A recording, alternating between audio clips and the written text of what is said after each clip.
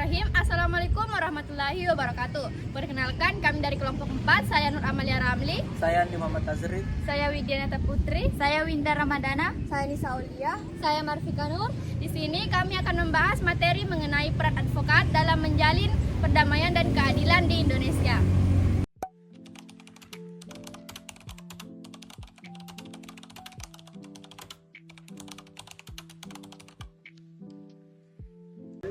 Secara umum, advokat adalah seseorang yang mempunyai hak untuk membela satu orang ataupun kelompok yang memerlukan pembelaan hukum secara sah di pengadilan. Kemudian, jika berdasar pada Undang-Undang Republik Indonesia tahun 2003 mengenai advokat, pengertian advokat adalah orang yang memiliki profesi memberikan jasa hukum, baik itu di dalam atau di luar pengadilan yang memenuhi persyaratan berdasarkan ketentuan undang-undang.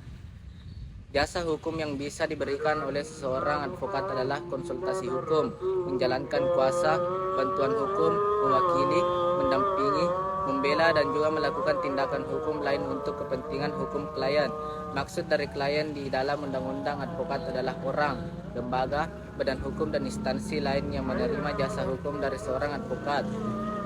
Seseorang yang bisa diangkat menjadi advokat adalah mereka yang merupakan lulusan dari pendidikan tinggi hukum dan sudah mengikuti pendidikan khusus profesi advokat yang dilakukan oleh organisasi advokat, yakni organisasi profesi yang didirikan berdasarkan undang-undang.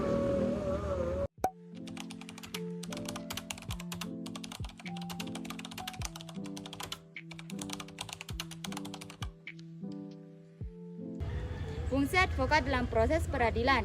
Advokat merupakan bagian dari praktisi hukum yang memiliki peran sangat penting dalam proses peradilan. Beberapa fungsi dari profesi tersebut antara lain: 1. Aparat penegak hukum.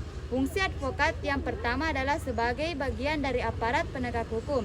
Sebagai pembela mereka membantu klien untuk mendapat hak-haknya.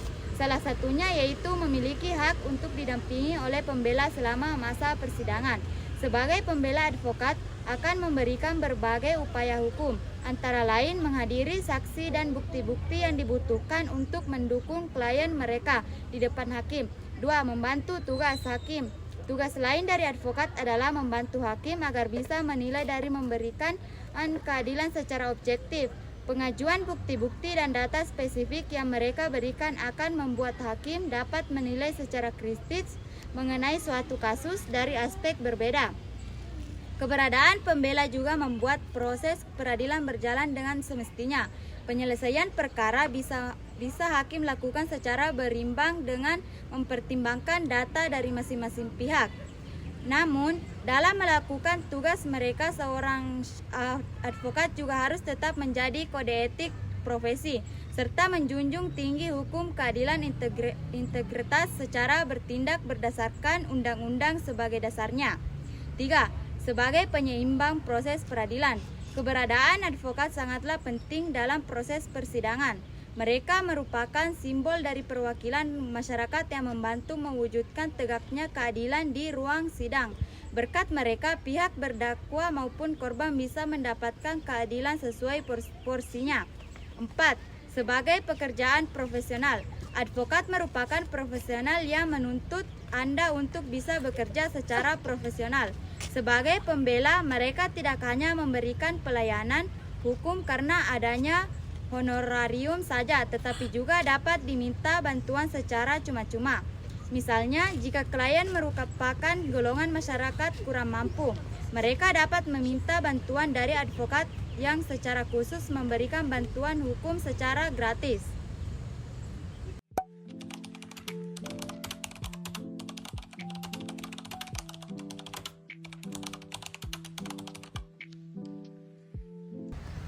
Wewenang advokat berdasarkan Undang-Undang Republik Indonesia. Tugas mempunyai arti sebagai sesuatu yang wajib untuk dikerjakan, sementara wewenang mempunyai arti kekuasaan untuk memberikan perintah. Berdasarkan Undang-Undang Republik Indonesia terkait dengan tugas dan wewenang advokat, yaitu 1. Undang-Undang Republik Indonesia Nomor 8 Tahun 1981 tentang Hukum Acara Pidana KUHP memberikan bantuan hukum kepada para tersangka ataupun terdakwa selama dalam waktu dan di tingkat pemeriksaan pasal 54 dalam hal terdakwa atau tersangka disangka ataupun didakwa melakukan tindak pidana yang diancam dengan pidana mati ataupun ancaman pidana 15 tahun atau lebih yang tidak memiliki penasihat hukum sendiri. Pejabat yang bersangkutan di semua tingkat pemeriksaan dalam proses peradilan wajib menunjukkan penasihat hukum. Pasal 56 ayat 1. Yang kedua, Undang-Undang Republik Indonesia Nomor 18 Tahun 2003 tentang advokat memberikan jasa pelayanan hukum. Pasal 1 butir 2. Memberikan bantuan hukum secara cuma-cuma pada pencari keadilan yang tidak mampu. Pasal 22 ayat 1. Merahasiakan berbagai hal yang diketahui ataupun didapatkan dari kliennya karena adanya hubungan profesi atau pasal 19 ayat 1. Yang ketiga, Undang-Undang Republik Indonesia Nomor 48 Tahun 2009 tentang kekuasaan kehakiman memberikan bantuan hukum kepada para pencari keadilan yang tidak mampu. Pasal 56 ayat 1. Yang keempat, Undang-Undang Republik Indonesia Nomor 18 Tahun 2001 tentang bantuan hukum melakukan pelayanan bantuan hukum. Pasal 9 huruf D. Menyelenggarakan konsultasi hukum, penyuluhan hukum dan juga kegiatan lain yang berkaitan dengan bantuan hukum. Pasal 9 huruf C.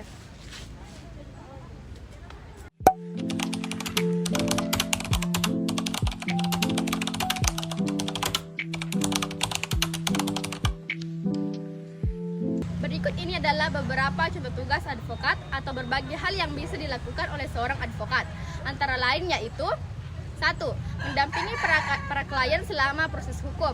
Salah satu tugas utama dari seorang advokat adalah mendampingi klien selama proses hukum.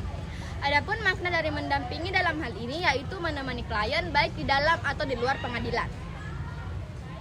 Yang kedua, wawancara klien dan menyediakan nasihat hukum. Saat sudah mempunyai klien, tugas selanjutnya dari seorang advokat adalah melakukan wawancara terhadap klien tersebut.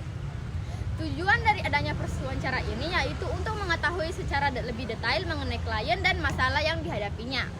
Advokat harus bisa menanyakan berbagai hal secara detail tentang masalah yang terjadi dan mencari hal-hal yang dapat meringankan si klien.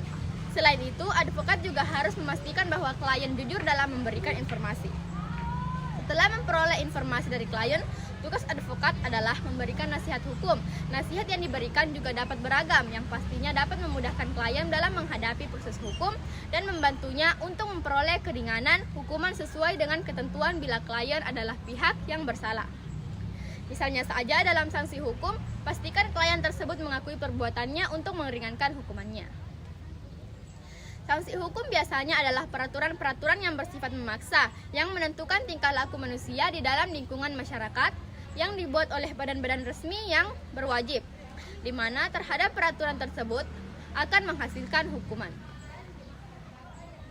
Sementara itu, menurut Kamus Hukum, sanksi dapat diartikan sebagai akibat dari suatu perbuatan ataupun sebuah reaksi dari pihak lain atau suatu perbuatan.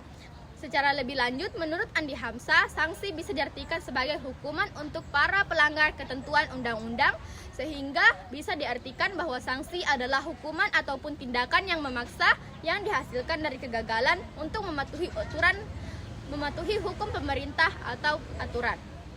3. Membela klien dalam negosiasi. Adapun tugas lainnya dari seorang advokat adalah untuk membela klien sampai melakukan negosiasi. Apabila klien adalah korban, maka advokat harus membela klien sampai bisa memperoleh haknya. Sementara jika klien adalah pihak yang bersalah, maka advokat harus dapat membantu klien supaya bisa memperoleh hukuman yang ringan sesuai dengan ketentuan hukum. Di saat itulah advokat harus bisa melakukan negosiasi yang baik dengan pihak pengadilan. Akan tetapi perlu diingat bahwa tugas advokat bukan membebaskan klien dari tuntutan hukum, tetapi membantu klien supaya tetap bisa memperoleh haknya. Jadi apabila ingin bebas dari hukuman, maka jangan berharap kepada advokat, karena itu bukan tugas utama mereka.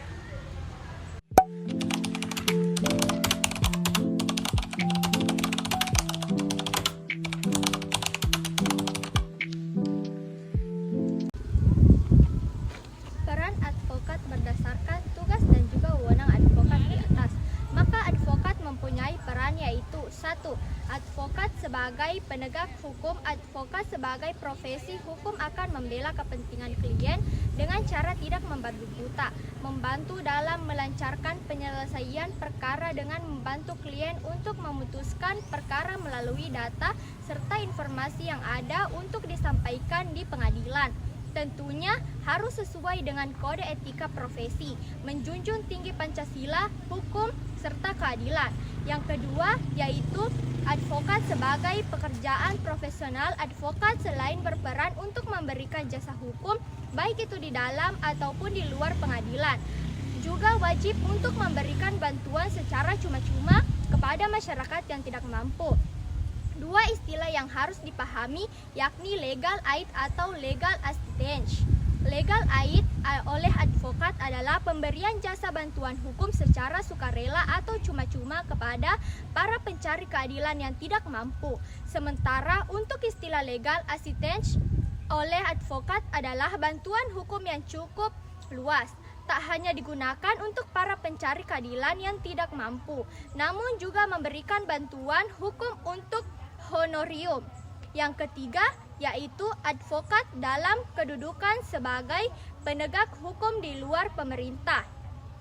Advokat di dalam pemerintah kita mengenal penegak hukum seperti jaksa, polisi, dan juga hakim. Maka fungsi ataupun keberadaan advokat adalah sebagai penyeimbang dominasi penegak hukum untuk mencegah kewenang-wenangan. Advokat sendiri memiliki fungsi untuk melindungi hak pencari keadilan dan juga sebagai bentuk perwakilan masyarakat di dalam suatu proses pengadilan. Yang ketiga yaitu fungsi advokat berkaitan dengan kekuasaan kehakiman di dalam proses peradilan. Fungsi dari advokat adalah untuk membantu jalannya proses peradilan supaya efisiensi dan juga efektif dengan keberadaannya. Yang kelima, advokat bertindak membela harta dan martabat manusia. Fungsi advokat adalah untuk membela harta dan martabat manusia dalam proses peradilan pidana. Misalnya saja tersangka ataupun terdakwa yang berhak dipimpin oleh penasihat hukum, diadili secara terbuka untuk umum, melakukan upaya hukum, mengajukan berbagai saksi, dan lain sebagainya.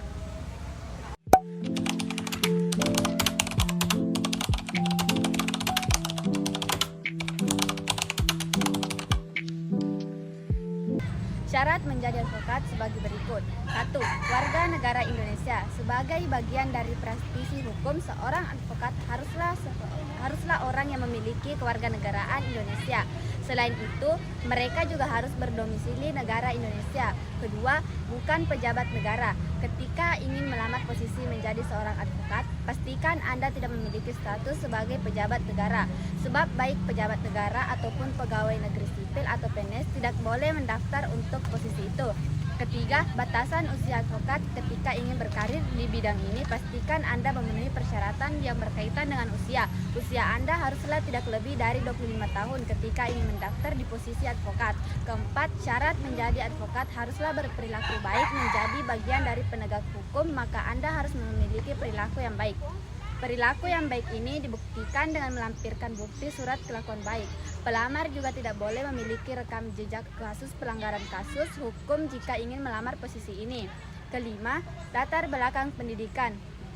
Untuk menjadi bagian dari praktisi hukum, maka sangat penting bagi Anda untuk memiliki pengetahuan yang baik di bidang tersebut. Untuk itu, seorang advokat harus memiliki latar belakang sekolah hukum untuk menunjang kemudahan karir mereka. 6. Lulus ujian advokat. Calon advokat juga harus mengikuti ujian terlebih dahulu jika ingin berhasil menduduki di posisi tersebut. Ujian ini akan diadakan oleh organisasi advokat. Jadi jika ingin lulus dan berkarir di bidang itu, Anda harus berhasil dan terjaring dalam seleksi. Ketujuh, melalui masa magang. Setelah berhasil melalui seleksi yang diadakan oleh organisasi advokat, Anda tidak akan serta-merta bisa langsung menduduki posisi tersebut. Peserta yang berhasil lolos seleksi kemudian akan melalui masa magang terlebih dahulu di kantor advokat. Pada masa magang ini, peserta akan diajak untuk lebih mengenali tentang tugas dan tanggung jawab seorang advokat. Anda juga akan berhadapan dengan berbagai kasus yang akan menambah wawasan dari ilmu-ilmu yang dipelajari sebelumnya. Untuk proses magang sendiri, lama waktunya akan ditentukan secara khusus. Setidaknya membutuhkan waktu kurang lebih 2 tahun untuk menjalani masa magang sebelum terjun lebih jauh dan menduduki posisi tersebut. Itulah tadi pembahasan kami mengenai peran advokat dalam menjalin keadilan dan perdamaian di Indonesia. Lebih dan kurangnya mohon dimaafkan. Kami ucapkan Wabillahi taufiq wal hidayah. Wassalamualaikum warahmatullahi wabarakatuh.